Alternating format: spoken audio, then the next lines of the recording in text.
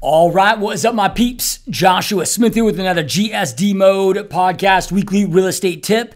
And today I want to talk to you about buyer-broker agreements and how to easily get these signed inside your real estate business. Look, if you are in the United States, it is now a mandate that you have to have a buyer-broker agreement in place before you can open up a single door. Now, I know, and I hear all these stories consistently about agents that aren't doing it, that aren't taking this seriously. Just understand that, like, look, you can lose your license. There's big fines, penalties. You could lose your license. Like, this is a nationwide mandate, nationwide rule, and hopefully all of you get that and understand that.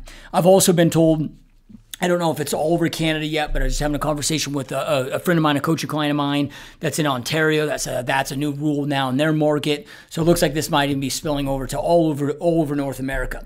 So we all know the new NAR rules that rolled out in 2024. Again, you've got to have a buyer-broker agreement in place before you can open up a single door, show a single property to a client, right? To a potential client, whatever you want to call them. You got to have this in place.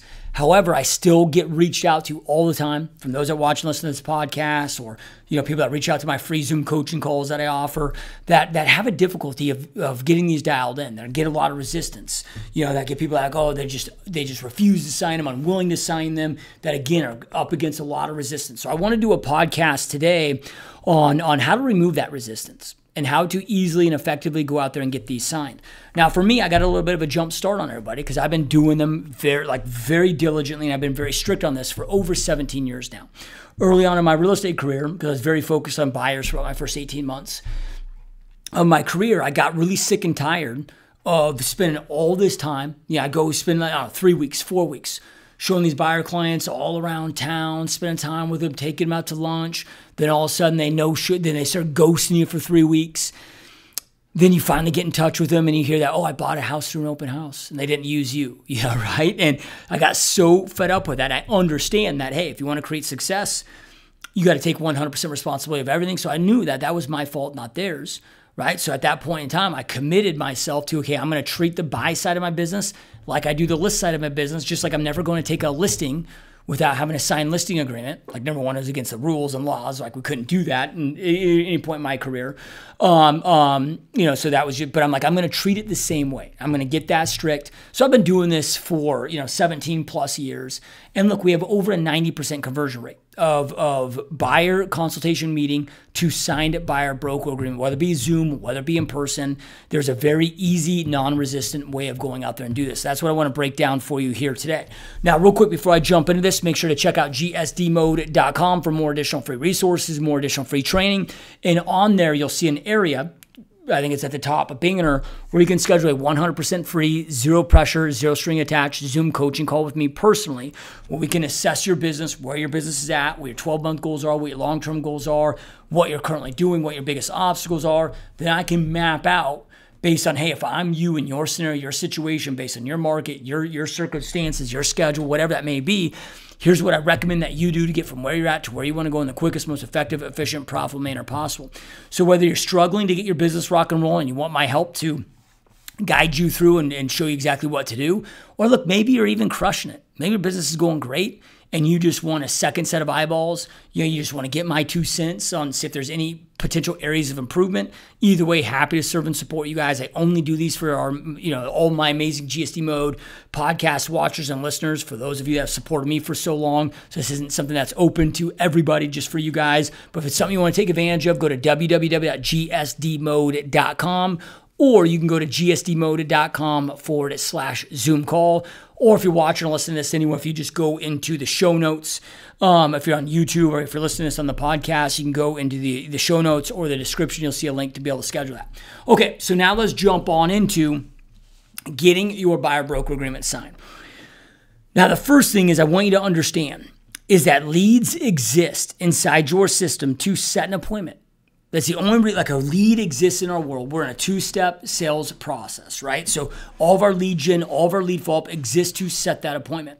Then that appointment conduction, so whether it's a buyer-broker agreement, whether it's a listing appointment, or for those of you agent recruiting appointment, right? The appointment then exists to convert them into a client. So the goal is to set, to always be setting that appointment. So from that initial inception, initial conversation, all the way through, we need to be going in and trying to offer value as to why they should want to meet with us. So you probably heard the saying out there with them, what's in it for me? Like, we know why you want the appointment. I know why I want the appointment. 88% of buyers and sellers go with the first agent they meet with and connect with them personally. Like, we know why you want it. What you got to solve here is, why should they meet with you? I just interviewed for a podcast, should be released here in the next week or so. One of my top agents does a ton of YouTube, and she was talking about, hey, like, even when I get these YouTube leads that are relocating from another market that are over a year out, so I got to jump on, like, immediately, even though they're a year plus out, jump on an immediate Zoom call meeting with them, and I get a buyer broker signed, even if they're a year out. Yeah, right? Like, so I don't care what that time frame is, but the whole point of a lead is to set the appointment. Right now, again, we understand why you want the appointment, but why is it, what we've got to solve is, why should they meet with you? Okay, if you're a year out, 6 months out, why should they take time out of their busy day to be able to meet with you, right, for this meeting, for this appointment? You've got to be able to solve that. You've got to be able to tell them and articulate that based on their scenario, based on their situation. You've got to be able to articulate that. Now, bonus tip here is to give people what they want. Meaning that, okay, if we look at what does the consumer want, what do people want today? They want the information that they know so they want the information that they know that they want and need to make their best informed decision for themselves and their family, but they want to do that in a safe, non-pushy, non-pressure environment. I'm going to repeat that because it's so insanely damn important. What the consumer wants is the information that they want and need to make their best informed decision for themselves and their family, but they want to do that in a non-pushy, non-pressure, safe environment. So I need to give them what they want, right? The golden rule is treat others how you want to be treated. The platinum rule is treat others how they want to be treated.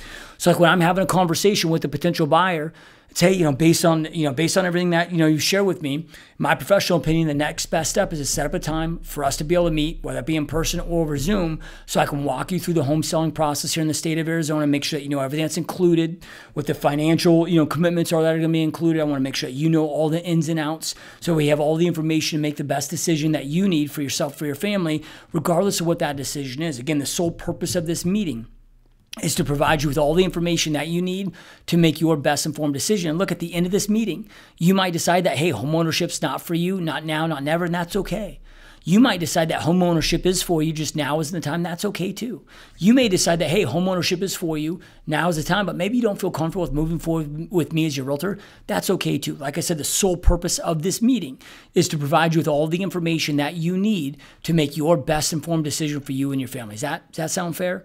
Right? So I'm just always making sure I want to make them feel comfortable, because they want the information that you have. They want the guidance. They want the information. They want to know what, that process is. They want, somebody's relocating from Oregon down here to Arizona. Maybe they bought homes or they haven't bought one in Arizona. They want to know what this looks like, what the process is, what the financial commitments are. They want to be able to know how to best prep and plan for this, and, what the down payment, they want all that information. They need all that information to prep and plan and make their best informed decision.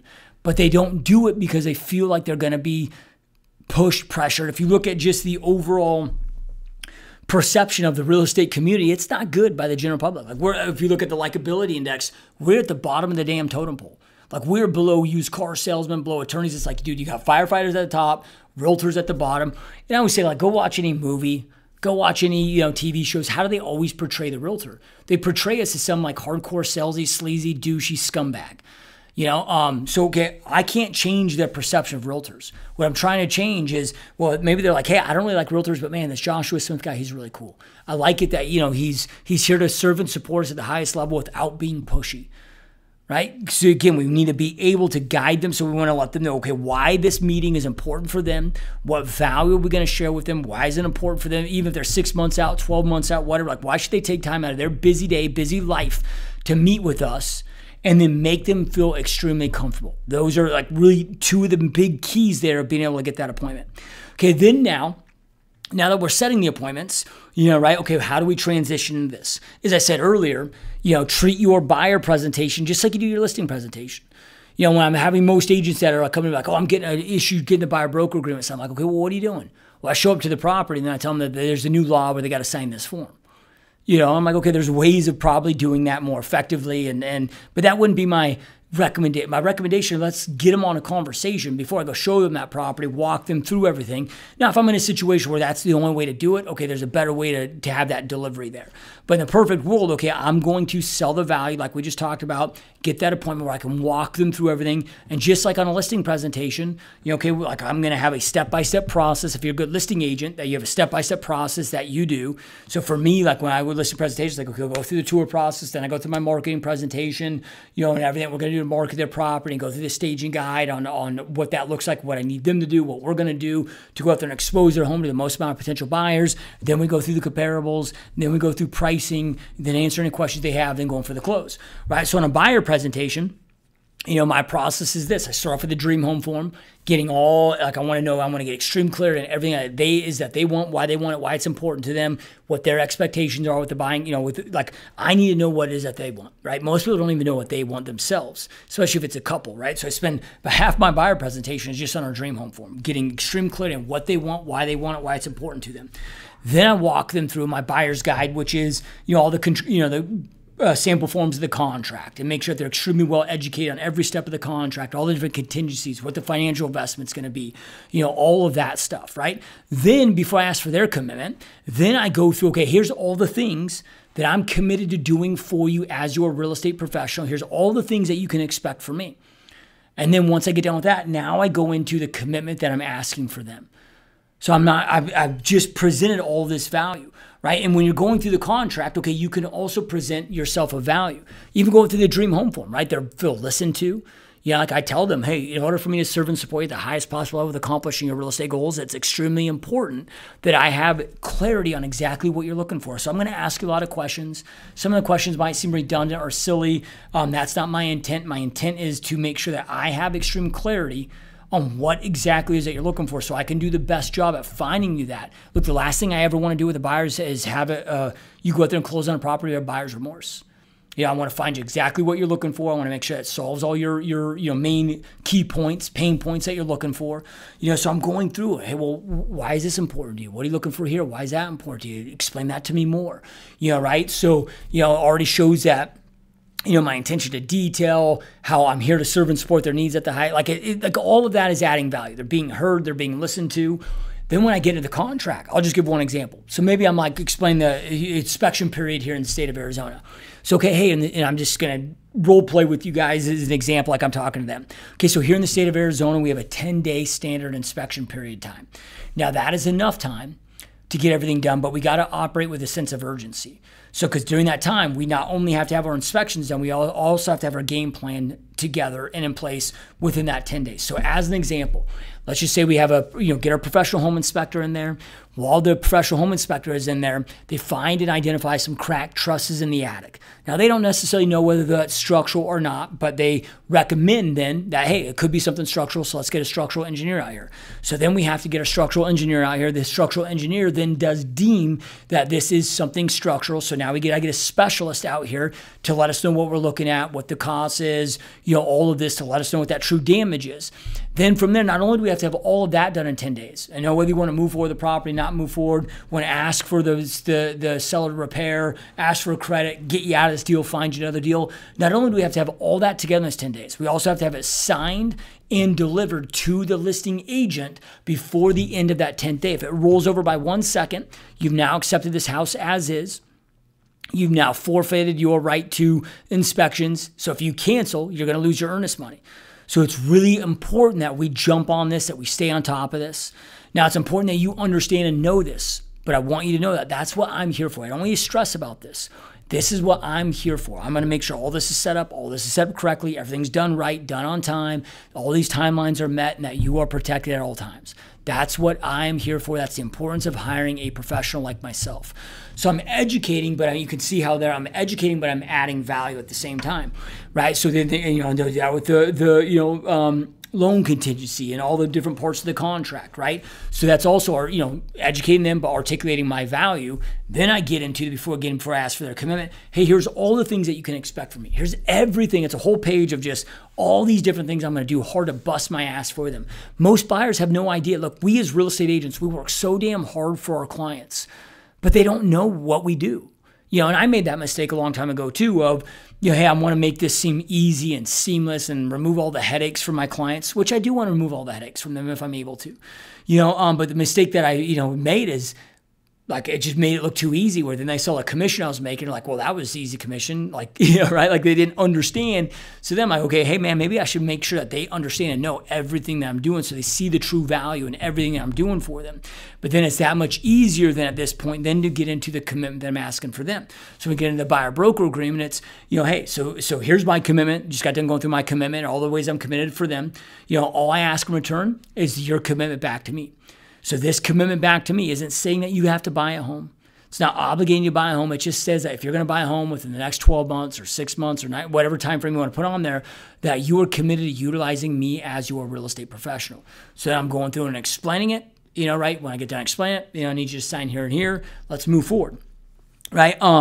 So there are 4 things. I'm not saying that you got to follow my buyer presentation, but there are 4 things that a great presentation is going to have. Whether it's a buyer presentation, listing presentation, agent recruit, I don't care what type of presentation it is. It's a great presentation to have these 4 things in common, right? So it should inform and educate them, as well as inform and educate you as the professional. Again, how can you possibly serve and support your clients at the highest possible level if you are not informed and educated on what is important to them? Like, so that inform and educate is a 2-way street, right? So it should inform and educate. Number 2, it should articulate your value. So why should they choose you over all the other thousands and thousands of realtors in your marketplace? Number 3, it should identify and overcome any concerns, aka objections. And then number 4, lead seamlessly into the close. So we want to make sure that we are nailing those 4 different things. Okay, so number 3 here of the process is, look, have back pocket options just in case you have resistance. Now, we experience resistance very, very few, it's less than 10% of the time. Like I said, 90% of the time, get buyer broker agreements signed, even 1-year buyer broker agreements.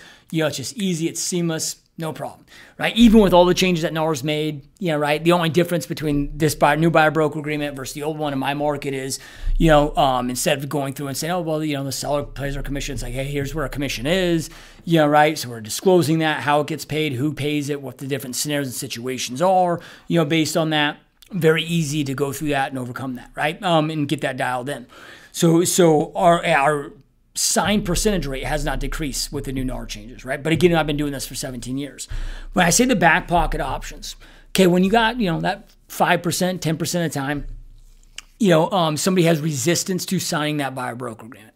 So somebody's like, well, I don't really feel comfortable signing a year buyer broker agreement with you, and we want to know, right? Like, okay, if they come to me and be like, well, hey man, I'm just going to go with the first realtor that can find me the house. I'm not going to commit to any of you guys. Okay. Hey, look, it's probably a better business decision to then tell them, hey, I get that. I respect that. I understand that. But I commit at such a high level for my clients. I need my clients to commit back to me. So I don't think that this is going to be a working relationship. Sure, you can find another realtor that's willing to work with you on that. But I'm not your, I'm not your guy. Again, I thank you for your time and I wish you the best. And I'll just walk away from those. So, right? Like if they're not willing to have any element of commitment, then I don't want them, right? But then I'm speaking more specific to those scenarios where it's like, well, hey, we did a buyer broker agreement last time we bought a house, or, years ago, and they had a bad experience. The agent, fell off the face of the earth, did a terrible job, and there's some resistance there. Where it's like, hey, they want to commit to you, but they have some PTSD from their last buyer broker experience. Then I want to have some back pocket options. So like here in the state of Arizona, I'll give you 2 options. Your state might be different. Every state's different on these. We have an exclusive and a non-exclusive. So the exclusive is, okay, they got to work with me 12 months, this geographic location, any real estate that they buy over the next 12 months, they got to go with me. The non-exclusive is just, hey, you can go with anybody that you want to go with at any point in time, but any home that I specifically show you during this period of time, you have agreed that you're going to work with me and compensate me. So then, okay, if I'm showing them these 2 homes, but they have 2 other homes that they want to go see with another realtor on that same day, the non-exclusive buyer broker allows them to do that. Maybe in your market, you don't have a non-exclusive buyer broker agreement, that you can show them as an alternative option. Well, check with your broker on this, but most brokers, most areas, most departments, so, there's nothing wrong with doing an easy exit agreement. So like having an easy exit agreement where, hey, if at any point in time, during this agreement, if I'm not doing my job, if you choose to cancel this, buyer broker agreement, you may do so anytime without any cost, hassle, or obligation. Like we do that all the time in listings. Like I have a 1-day listing agreement on my listings where it's, if after 24 hours, if your home being listed on the MLS, if you wish to cancel this listing agreement, you may do so for any reason without any cost, hassle, or obligation. So it just makes it where they feel comfortable. They can't make a mistake with me. I tell them that, hey, look, you're the boss. I work for you. This makes it where you cannot make a mistake with me. You're always in full control. Again, you're the boss. I work for you. If at any point in time I'm not doing my job, I deserve to get fired. Right? So now I'm not saying to just institute those up front. You can if you want to, but these are things that I like to have in my back pocket, just in case there's that resistance, with that. Okay, step number four to getting these buyer broker agreements in place is you got to practice. So one thing I have my agents do on my team, not that they do it or all do it, some do, my best ones do. But my recommendation is to, go work your busy ass day all day long at work, whatever. Come home, spend a little bit of time with the family, wife, kids, or your husband, kids, whatever. When they go to bed, set up your kitchen table, pretend as if there's, a couple across from you, and then just go through it, getting 3 reps every night. So what I push my agents to do is getting 3 reps of the listing presentation, 3 reps of their buyer consultation every single day. It takes about 2 hours to get through 3 reps of each at least with our presentations in our format. But then at the end of the year, you got 1,000 reps in. So you got this stuff in your sleep, right? That's how you develop that confidence, right? Practice, practice, practice.